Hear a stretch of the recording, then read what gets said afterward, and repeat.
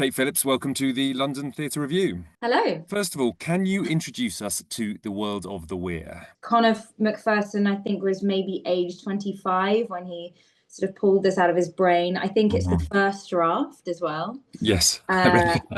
And which, if anyone gets an opportunity to see the play or has read it, it's extraordinary to think that a young man might have put something like this together in sort of one sitting. Crazy, mad.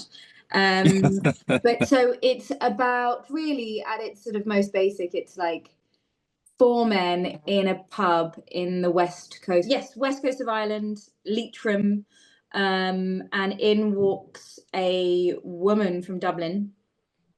And whilst I would say three of those men at least would find themselves in that pub most nights, these sort of two one's not a stranger to them, but this sort of stranger, and then her sort of this guy that they've known forever walks in, and it sort of changes the evening. It makes it an unusual night. It sets it apart, and they kind of just sort of proceed to tell ghost stories to one another, to kind of introduce her to the world of the landscape around them and the community.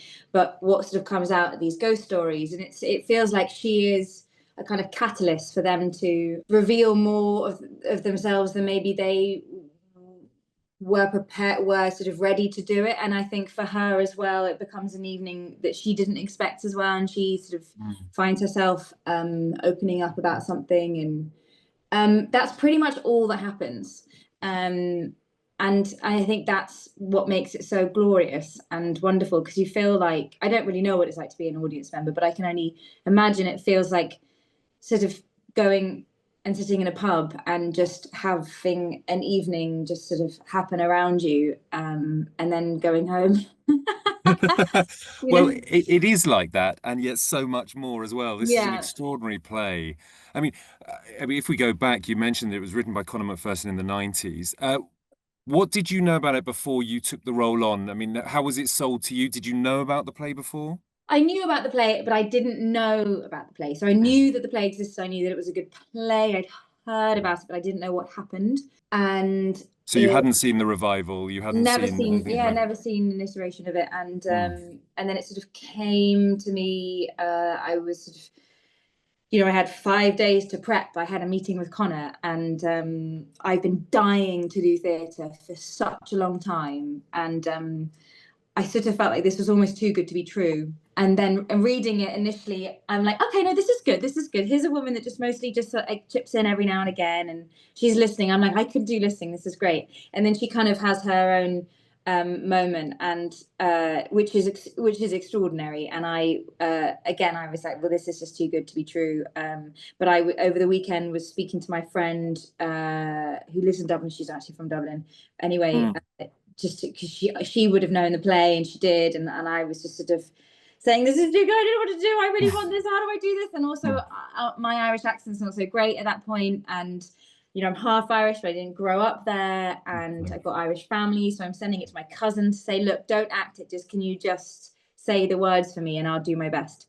Anyway, I was really lucky, and for it to come my way, and I loved it, and it was just amazing. And then met Conor, and it all sort of went from there, really. Yeah, so Conor, obviously, as you said, wrote this in his 20s. He's now looking back on it almost 30 years later. So I imagine he had a lot to discuss about this play. It's a play about ghosts and memories and regret and guilt and all these things. And I imagine looking at it as an older man, the writer himself, and he's directing it as well, is an extraordinary thing. But what did he talk to you about it? And especially for your character, Valerie, what was the sort of discussions around her? You know what makes Conor so extraordinary? And I think the way he approached directing this was not to bring his own experience to us, which is odd because he's the one that knows this play better than anyone else. But he sort of just allowed us to, well, he just wanted the rehearsal process to happen. And he was really excited to throw in extra bits. He's constantly throwing in extra gags. So all the kind of silly bits, really. I mean, there were a number of them already existed, but now I'd say there's at least another half silly things that happen. And those all occurred in the rehearsal room, because he'd be like, would you do that? And then you'd be like, no, for real, no, I would never do that. And then he's like, no, give it a go. And then you're like, oh, okay. And then it just stays in the play. It's just so silly. And it's just what makes the play, live, and felt like it came from what we, what 30 years on, what in this moment, in this rehearsal room today, what came out of like these 5 bodies in a room. And What was the silly bit for you? It wasn't drinking the pint of wine, was it? Or yeah, the half drinking pint? did I? No, that was already in. No, that was already in there. But he's thrown in the bit about the cork, and then was it a hair? I mean, that came in like when we were Yeah. previewing in London. And the bit about have I ever dug a grave? Like that was, that happened quite recently. So, all just really but just lovely. Just but yeah, but so Conor, we're constantly we'd be asking him, and he'd be like, well, I think it was an interesting journey for him to, he's a different man now, and he's seen a number of different versions, and I think he's most keen just to allow the actors to get on. But it is amazing, because by the end of this we've had this sort of 5-week run in Dublin, and then we previewed it there, and then we came out to London, we preview it again. I do still feel like whilst he's let us do our own thing, at the end of the day, I think we're all doing exactly what he wanted us to do.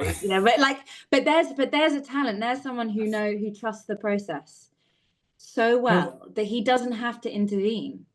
He just, it's just slow little kind of dribbles of direction and support and encouragement, and it's just amazing to be around someone who oozes that level of confidence and calm. It's amazing. Yeah, because in the program he talks about working with actors and bringing what he calls their mysterious power, and the adding the deeper resonance beyond the words, which I find is really interesting, because the way you describe the play, obviously at the top level, it's 5 people in a pub telling ghost stories, but actually there's so much more beyond it. And what makes this play a classic, and what stays with you, and certainly stayed with me, is the kind of liminal world beneath that, right? So what has it been trying to mine that, to find those meanings, but beneath the sort of top level line of just which might seem just quite an ordinary line, but actually then becomes something completely different. I mean, it really has been a journey. The play that we were doing in Dublin isn't the play we're doing now, even. It's been a real luxury, actually, to be able to just run it, really. And I'm sure by the end of, what do we got, like 11 weeks left, or I'm sure it will feel like a different play then. That's partly as well because it's a real, sorry to interrupt, it's partly because it's a real ensemble, right? And you must have built such a camaraderie on rehearsals, and then yeah, totally. And sometimes, I'm sure this isn't the case for many actors, but and I've only done another play prior to now, professionally, but people do talk about that thing of everything builds up to press night, and then once press night's over, you're like, oh, okay, so we've just got to keep doing it now. And it's like, oh God. But it's really not, it doesn't feel like that with this at all. The only way this play works is if you scrap it and start again. So it feels like, and it probably sounds a little bit, perhaps a bit wanky, really, but it really does just feel like, you just got to find it again, like you just got to live. It's got to live. The way it's written, the dialect's all in there. There was a conversation as to whether I do it in Dublin in a Dublin accent or in my own accent. By the end of the first week of rehearsals, they were like, he kind of was like, no, let's just stick at it. But I was really open. I said, look, if like in 3 weeks' time you say, Kate, we've got to give this up, can you please do an accent? I was like, that's totally fine. I can do that. But in the script, that it's the dialect is like so in there, it's so conversational and stuff. It would have been a shame to have lost that. So the way it's written, I'm looking forward to what happens, tonight and tomorrow, and I've got a sort of slightly sort of interesting journey to go on. That if I try to hold on to something I did the night before, it kind of it just becomes too difficult. So I don't know that in the best version, you let it all go, but that's an impossible task at the same time. It's an amazing thing, and there is this great dynamic between all of you. But I must ask about working with Brendan Gleeson. He's just such a wonderful actor, and will be a big draw for many of the people coming to see the show. What's he like to work with? Yeah, he's really nice. He is a hero, and then it's wonderful working with him every day. He's so playful. He's really kind. He's very fun. Yeah, he's just very fun, warm, and just like an extraordinary talent. I love watching him work every night. It's so fun. And I'm desperate to catch his eye, because as soon as I catch his eye on stage, it's like, you know, you're just like brought right back in. Like if there's a moment where you're like, oh God, I'm feeling a bit self-conscious, or like or when you're like, oh, like, and you catch Brendan's eye, you're like, okay, we're back in. You know, it's really exciting. So yeah, he's lovely and he's great. And I love him. Yeah.